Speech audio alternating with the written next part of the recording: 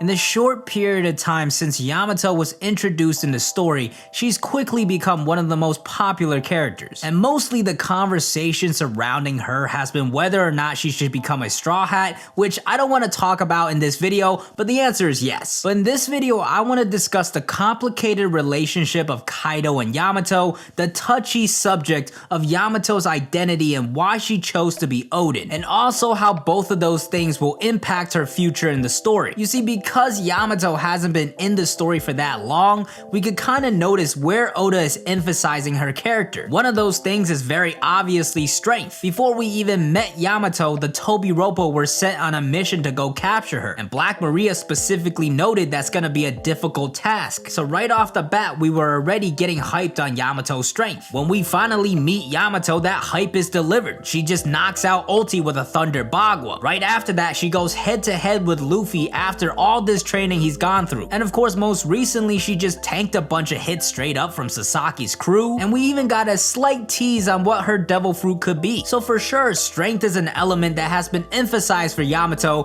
which is why I think she will definitely get a fight in the story. But even with her strength, it all ties back to one thing, and that is Kaido. Yamato just being related to Kaido already hyped up how strong she could be. And I think when we look at Yamato's character and how she identifies herself and what her goals are, it all comes back to her relationship with Kaido and how she was raised. Now first off, let's just address this identity thing. I've addressed it before and it's a touchy subject, but I want to break it down one more time. First off, I just want to say if you want to refer to Yamato as a he or a they, I fully respect that. I could definitely see the argument from the other side, and it doesn't really matter to me what you want to call Yamato. It doesn't matter if you agree or disagree with me, you should be able to respect other people's thoughts. But let me just quickly explain why I refer to Yamato with female pronouns. First off, in the story, Oda has portrayed her as feminine, and biologically, she is a female. Now, of course, that alone is not enough, because the counter to that is that she refers to herself as the son of Kaido, she addresses herself with male pronouns, and even other people address her as the son of Kaido and with male pronouns. But there are some counters to those thoughts as well, because first off, with the pronouns themselves, even that's a little up in the air. Ohara recently broke this down in a video of his, I'll link that in the description below, but essentially he says the pronouns that Yamato is using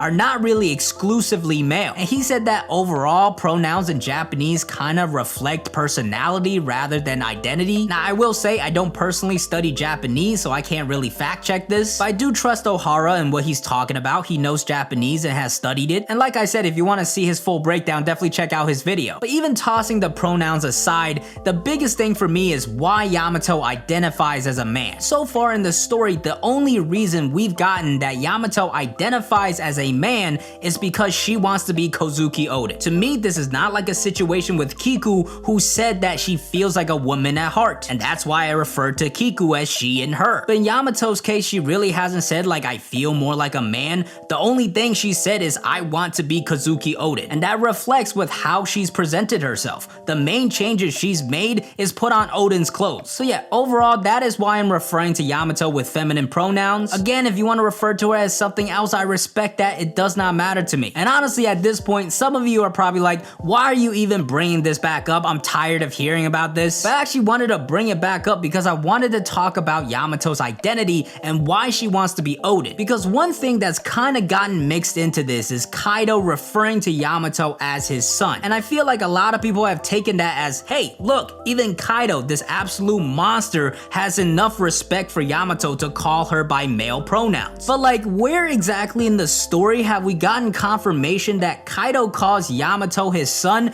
because of what Yamato wants to be? Like, honestly, think about it. Do we really think Kaido was like, oh, you want to be Oden? Okay, fine, I'll call you my son. Especially after the fact that Yamato told Kaido, I want to be Oden, and he beat the hell out of her for it. Why exactly would Kaido give in and call Yamato his son just based off of that? And not only just that, but even beyond that, that all the calamities, all the Tobiropo members, all the Beast Pirates are calling Yamato Kaido's son. Do you think all those people are calling Yamato Kaido's son because Yamato wants to be Oden? Or did Kaido tell them to? And if that's the case, was it because Kaido respects Yamato wanting to be Oden? Listen, I could be absolutely wrong on this, and if I am, I'm sure I'll catch a lot of flack for it. But personally, I don't feel like Yamato is identifying as a man, and instead she's identifying as Oden. And based off of that, I don't think Kaido looked at that and was like, okay, cool, you're Oden now, you're my son. And I mention all this because now we could kind of think more about their relationship and how Yamato was raised, and why it could explain why Yamato wanted to be Oden in the first place. Because this is something that should definitely get revealed soon. Yamato is directly tied to Kaido, and we should absolutely get a Kaido backstory where everything is fleshed out. But as of right now, we could only guess, and again, I could be wrong, and like because of how closely this is tied to like gender issues and stuff, it would look really bad, so I apologize in advance if I'm misinterpreting this. But personally, I do really see a possibility that Kaido wanted a son and treats Yamato as his son because that's what he wanted. You might be saying there's really no basis for that, but on the other side, there's really no basis for Kaido respecting Yamato's wishes of being Kozuki Oden. And actually, if we look at Kaido's plans for Yamato right now of wanting to make Yamato the new shogun, it kind of makes sense. So I could definitely see a scenario where Kaido wanted a son, but instead he got a daughter. So what did he do? He's like, okay, you're my son now. And he raised Yamato really poorly, really harshly to try to prepare her to like be his heir essentially, which would explain Yamato mentioning all the times Kaido beat her up. Now in this scenario, I do have a hard time kind of figuring out why exactly Kaido is looking for an heir, because his overall motivations are kind of muddy right now. He wants to die, he wants to start the greatest war ever, he wants the One Piece. I can't figure the man out. But to me, this scenario does make more sense than Kaido respecting Yamato's wishes of becoming Oden. And for following this scenario where Kaido treats Yamato as his son, it would kind of make sense why everybody else is calling Yamato Kaido's son. But there is one big difference that you have to note with how Kaido addresses Yamato and how Yamato addresses herself. They both address Yamato as Kaido's son, but Kaido addresses Yamato as Yamato, while Yamato is trying to identify as Oden. Nowhere in the story so far have we gotten anybody that's called Yamato Oden, so clearly nobody is really respecting that aspect of Yamato's identity. That's why I feel like you really have to wonder, are they really respecting Yamato's wishes to identify as Oden and as a man, or are they respecting Kaido's wishes of treating Yamato as his son? But either way, I do feel like Yamato's struggle with her identity comes from Kaido forcing her to be something that she doesn't want to be. Whether that's his son or this ruthless person that's gonna be the Shogun of Wano, that's obviously not what Yamato wants to be. And Kaido is clearly forcing her to do what he wants. And this leads us to why she was inspired by Oden and wanted to identify as him. See, Yamato, when she was 8 years old, was at the Hour of Legends, saw Oden's execution, and was absolutely inspired. And then eventually she found Oden's journal, read more about his adventures, and eventually decided that she would become Kozuki Oden. So what really pushed her to this level where she's identifying as Kozuki Oden? Well, first off, let's look at what happened at the Hour of Legends, which we actually saw. During the Hour of Legends, what was highlighted for Oden was his bravery and selflessness. This man jumped into a pot of boiling oil and then lifted the 9 scabbards so they would not be harmed. On top of that, Shinobu revealed his sacrifices over the last 5 years of embarrassment just so other citizens would be protected. So clearly that was what moved Yamato, and she even confirms that to Shinobu later. And I'm guessing this was because she never saw anything like this from Kaido. Kaido is somebody that really doesn't trust anybody, and he's definitely not selfless. His partner of 20 years, Orochi, he just flat out murdered, or at least he thinks he did. So when Yamato saw what Oden was doing and heard his story, she was definitely inspired, and it was probably very eye-opening. But I don't think she fully decided to identify as Oden until she found that journal. Because once she found that journal, that was when she found out about the crazy adventures that Oden had and what his story truly was. And in the end, it's really Oden's craving for freedom that I feel like Yamato identifies with. Because he's somebody that she could kind of relate to.